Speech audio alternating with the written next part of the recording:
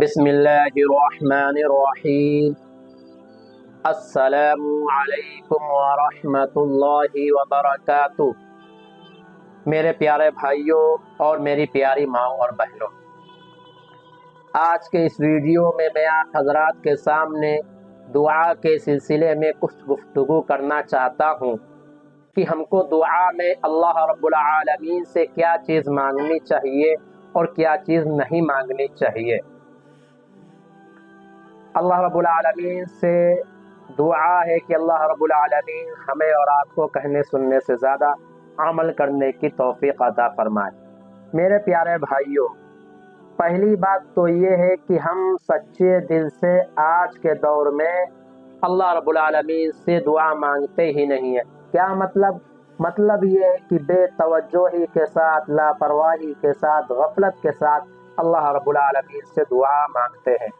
ہم یہ سوچتے ہی نہیں ہیں کہ ہم نے یہ جو ہاتھ پھیلایا ہے کس کے آگے پھیلائے ہوئے ہیں۔ کیا کوئی دنیا کا بادشاہ ہے؟ کیا کوئی ایرا غیرہ انسان ہے؟ یا ہم نے اس ذات کے سامنے ہاتھ پھیلائے ہیں جو احکم الحاکمین ہے، جو رب العالمین ہے، جو رب المشرقین والمغربین ہے؟ ہم سوچتے ہی نہیں ہیں، بلکہ ہم یوں ہی، آپ دیکھیے دعا میں کیا کرتے، کوئی اس طریقے سے ہاتھ باندھے ہوتا ہے، کوئی ایسے ہاتھ رکھے ہوا ہوتا ہے، کوئی اتنا پھیلائے ہوا ہوتا ہے، کوئی اتنا پھیلائے ہوا ہوتا ہے، کوئی اس طریقے سے دعا کر رہا ہوتا ہے، عجیب و غریب طریقے سے دعا مانگ رہے ہوتے ہیں۔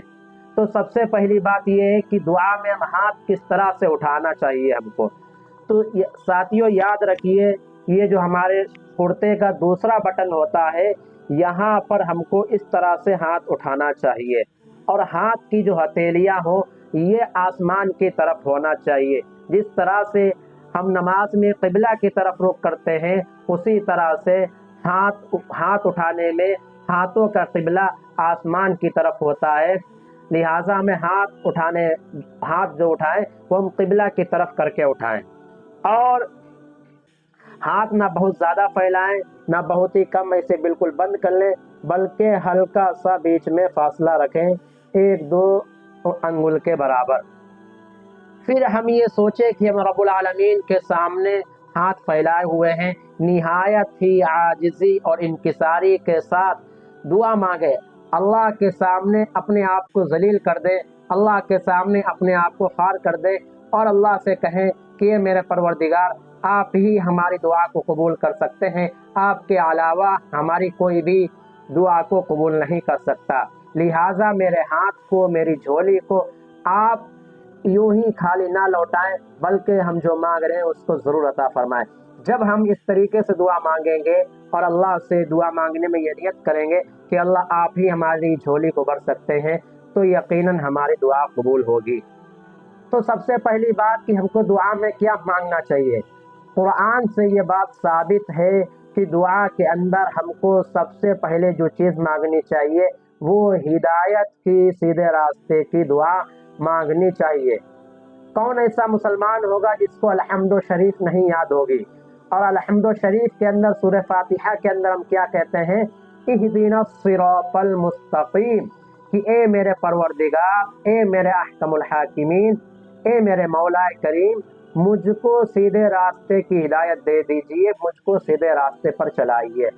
تو سب سے پہلی بات یہ معلوم ہوئی کہ ہم کو سیدھے راستے کی دعا مانگنی چاہیے، اس صراط مستقیم کی دعا مانگنی چاہیے، ہم کو ہدایت کی دعا مانگنی چاہیے، اور ساتھ میں یہ بھی دعا مانگنی چاہیے کہ اے اللہ ہم کو سیدھے راستے پر چلا اور ان لوگوں کے راستے پر چلا جن پر آپ نے انعام فرمایا ہے۔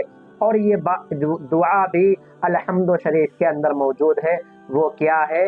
وہ یہ ہے کہ صراط الذین انعمت علیہم، اے مولا کریم ہم کو ان لوگوں کے راستے پر چلا جن پر آپ نے انعام فرمایا۔ تو سیدھے راستے کی دعا مانگنی چاہیے اور ان لوگوں کے راستے کی دعا مانگنی چاہیے جن پر اللہ نے انعام فرمایا ہے۔ وہ لوگ کون ہیں؟ وہ نبی ہیں، صدیقین ہیں، شہداء ہیں، صالحین ہیں، اولیاء اللہ ہیں، بزرگ ہیں، کتب ہیں، ابدال ہیں۔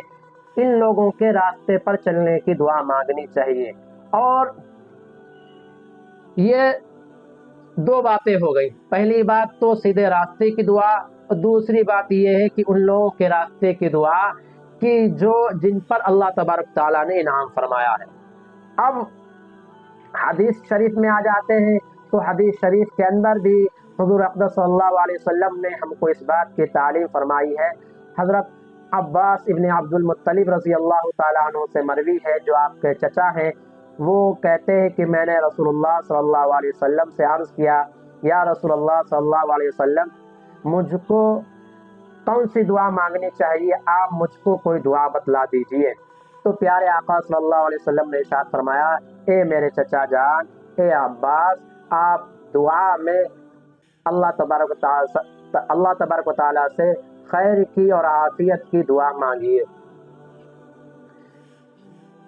آپ نے یہ فرما دیا کہ آپ عافیت کی دعا مانگیے۔ حضرت عباس رضی اللہ تعالیٰ عنہ واپس آ گئے۔ پھر حضرت عباس رضی اللہ تعالیٰ عنہ کہتے ہیں کہ میں کچھ دنوں کے بعد پھر حضور اقدس صلی اللہ علیہ وسلم کی خدمت میں اسی سوال کو لے کر حاضر ہوا، اور پھر میں نے عرض کیا، یا رسول اللہ، مجھے دعا میں اللہ تعالیٰ سے کیا مانگنا چاہیے؟ تو پھر آپ صلی اللہ علیہ وسلم نے یہی ارشاد فرمایا کہ اے چچا جان، آپ کو دعا میں اللہ رب العالمین سے خیر اور عافیت مانگنا چاہیے۔ اب خیر اور عافیت کا مطلب کیا ہوا، آپ اس کو عام زبان میں سمجھ لیجئے۔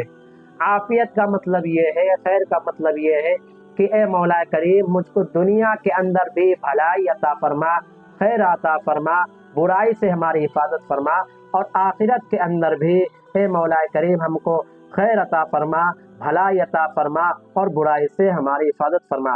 ہم کو دنیا بھرے کی چیزیں نہیں مانگنی چاہیے کہ یہ عطا فرما، یہ عطا فرما، یہ عطا فرما۔ آپ نے جب خیر کی اور عافیت کی دعا مانگ لی، اور آپ نے جب صراط مستقیم کی دعا مانگ لی، اور ان لوگوں کے راستے کی دعا مانگ لی جن پر اللہ نے انعام فرمایا ہے، اور پھر اللہ تبارک تعالیٰ نے آپ کی یہ دعا قبول کر لی، تو آپ سمجھ لیجئے کہ آپ کو دونوں جہاں میں کامیابی اور کامرانی مل گئی۔ آپ کو دنیا میں بھی کوئی تکلیف نہیں پہنچے گی انشاءاللہ، اور آخرت میں بھی کوئی تکلیف نہیں پہنچے گی۔ لہٰذا دو چیزوں کا دعا میں لحاظ رکھنا چاہیے۔ سب سے پہلی دعا یہ ہے کہ ہم اہدنا الصراط المستقیم کی دعا مانگیں، صراط الذین انعمت علیہم کی دعا مانگیں، اور خیر و عافیت اور بھلائی کی دعا مانگیں۔ دعا میں یہ دو چیزیں مانگنا چاہیے، اور دعا میں ایک چیز اور مانگنا چاہیے کہ اللہ رب العالمین ہم کو سیدھے راستے پر چلا اور غلط راستے سے بچا، اور ہم کو لوگوں کے راستے پر چلا جن پر آپ نے انعام فرمایا ہے۔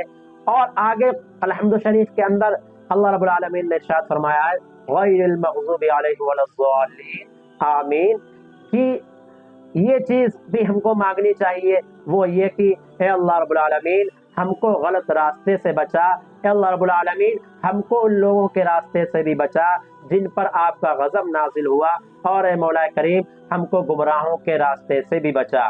لہٰذا معلوم یہ ہوا کہ ہم کو دعا کے اندر ہدایت مانگنی چاہیے، اور ان لوگوں کے راستے کی دعا مانگنی چاہیے جن پر اللہ نے انعام فرمایا ہے، اور خیر و عافیت کی دعا مانگنی چاہیے، اور ہم کو غلط راستے سے بچنے کی دعا مانگنی چاہیے، اور ہم کو ان لوگوں کے راستے سے بھی بچنے کی دعا مانگنی چاہیے کہ جن پر اللہ کا غضب نازل ہوا ہے اور جو گمراہ ہو گئے ہیں۔ تو اللہ رب العالمین سے دعا ہے کہ اللہ رب العالمین ہمیں اور آپ کو کہنے سننے سے زیادہ عمل کرنے کی توفیق عطا فرمائے۔ میرے پیارے بھائیوں، یہ ہم کو اور آپ کو اپنے دل و دماغ میں باندھ لینا چاہیے، اور اس پر توجہ دینا چاہیے کہ ہم دعا کے اندر یہ دو چیزیں خاص طور سے مانگے، اہدنا الصراط المستقیم، صراط الذین انعمت علیہم، اور خیر و عافیت کی دعا، یعنی سیدھے راستے کی دعا اور ان لوگوں کے راستے کی دعا جن پر انعام فرمایا ہے، اور خیر و عافیت کی دعا، اور ان غلط راستے سے بچنے کی دعا، اور ان لوگوں کے راستے سے بچنے کی دعا جن پر اللہ کا غضب نازل ہوا ہے اور جو گمراہ ہو گئے۔ اللہ رب العالمین ہم سب کو کہنے سننے سے زیادہ عمل کرنے کی توفیق عطا فرمائے۔ وآخر دعوانا الحمد للہ رب العالمین۔